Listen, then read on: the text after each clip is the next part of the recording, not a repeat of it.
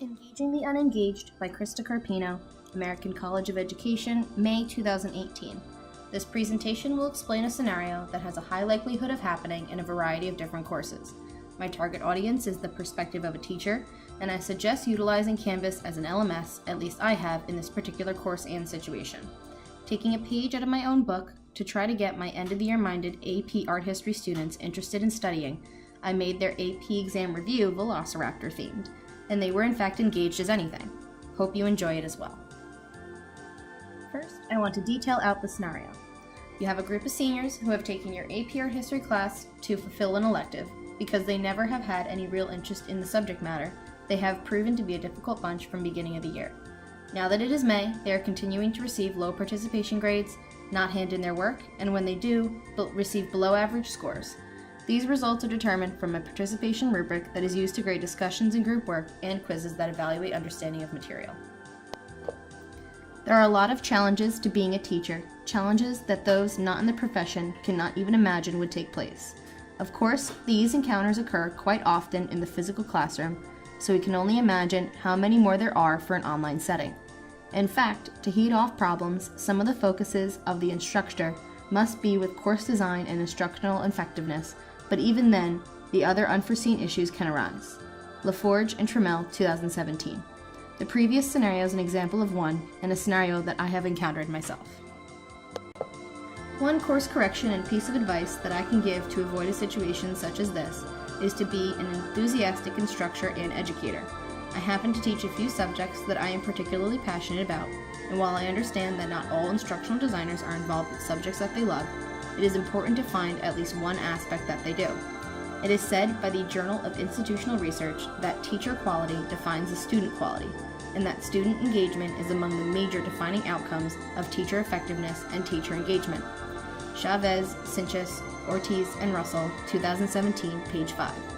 So before even starting the course, it is important as a teacher to convey at least belief in what is being taught to ensure that the students are involved in the subject matter. Even if the course is planned well, the teacher is engaged with the coursework, and assessments have been appropriately designed and weighted, there can still be problems with this topic of engagement. However, there are a few techniques that can help. One preliminary step that I would take would be to gather all the data so that all the results can be seen. By collecting participation grades, quiz grades, and group project grades, the instructor has the concrete information in front of them, and they will know how to proceed with fixing the issue.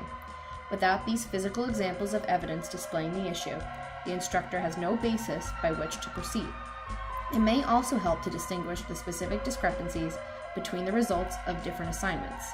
The students may not be achieving high marks with participation, but their test grades may not be all that bad, while other students may have low marks in each category. Each student is different, so it is very important not to lump him or her into a group. Another is communication. I would ensure, as the instructor, that an open line of communication is set up between both parties. This allows for the instructor to find out a bit more about the student in terms of their personality, their strengths, and their weaknesses.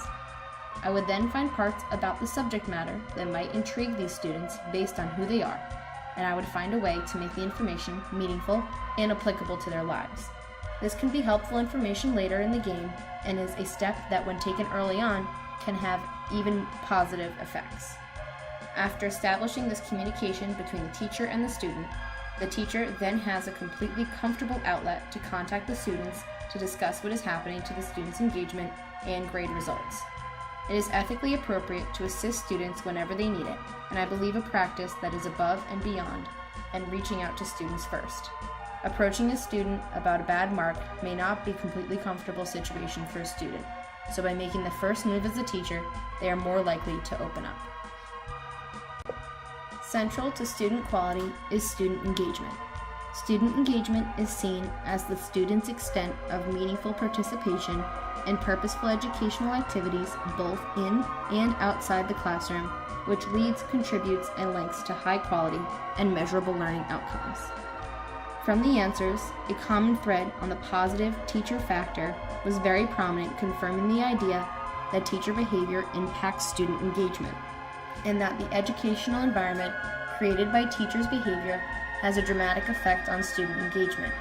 Chavez, Sinches, Ortiz, and Russell, 2017, page 6. A safe, friendly, and supportive environment already sounds like one in which students would learn best.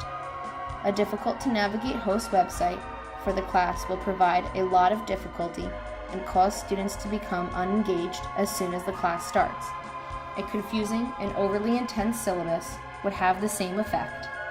While we do not want to coddle our students, we want them to feel as though they are part of an environment in which their best interests and learning are a priority.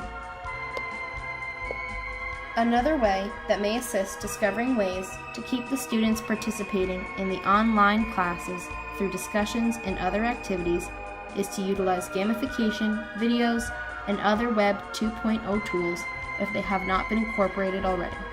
There are many resources, both ones that you are able to download as well as find and utilize from online sources. Due to the fact that students are so familiar with the use of technology in their daily lives, they will be similarly familiar with utilizing it in school and potentially may be more intrigued in a topic or lesson. Sporkle is an online quiz-making website that I have used in the past and can be fun with a hint of competition. Plickers is another resource, although this would only be relevant for an in-person setting. Of course, there are some ethical, safe use, and student safety issues that need to be dealt with when introducing these resources, and extensive research needs to be completed. From a research standpoint, the process of becoming a more engaging teacher is absolutely beneficial and will improve a situation such as this.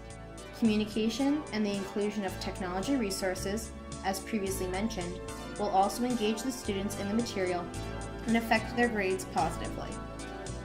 Seeing how beneficial these aspects can be, I think that attempting to incorporate them in different ways will absolutely improve the learning experience for the group of seniors mentioned in the initial explanation. There, of course, is always a process when attempting to incorporate new techniques to try to improve student engagement and success with a class. One must research all appropriate materials and gather data for whether a technique will work. An instructional designer must also experiment and sit on these techniques before implementing them. And of course, there is always the need for evaluation to determine whether everything was successful and worth remaining in the class setup. Overall, this scenario is not an uncommon one, and I am sure that instructors and teachers alike have struggled with it previously. It is important, however, to understand that the students sometimes can be in the wrong mindset with a class, and it may not be anything that the instructional designer needs to improve on. While I can be a very tough teacher, my end goal is always to have the students succeed and leave with knowledge that they can apply in their daily lives. I never want to set up my students to fail, and so working with them one-on-one can be extremely helpful. I find that it is very, very important to learn about the students, who they are, and what kind of lives that they lead. While in the real professional world, there are sometimes no leeways or instances when inefficiency can be tolerated, sometimes there also is. I think it is important to be understanding and work with students to help bring out the best in them and make them feel as though this is a positive learning experience. Students who react positively to a class will remember the information they learned in a positive light and for longer. A negative experience sits in the mind just as that, and the learning sticks much less. So get those students engaged. Here are the references that I used to create this video. I hope you learned a lot about how to deal with a situation such as this in your own class. While not all of these techniques may be applicable to your personal classroom, you can take some of them and utilize as needed.